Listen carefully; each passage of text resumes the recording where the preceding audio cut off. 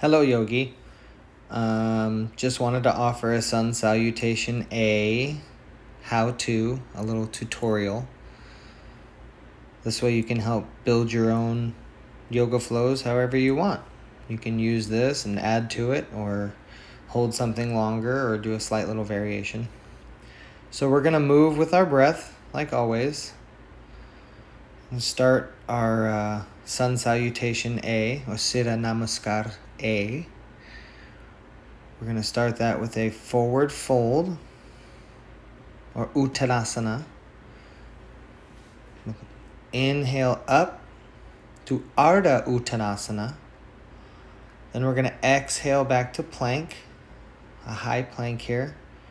I like to hold and really engage my core. Focus on my intention here. Then we're going to make our way down to a low plank, or a Chaturanga Dandasana. Inhale up to an upward dog, upward facing dog. Then we're going to exhale back to a downward facing dog, or an Adho Mukha Savasana. Stay here. Again, just breathe. Focus on your intention. Just enjoy. We're going to inhale our way back up to a flat back. We're going to exhale down again to a forward fold.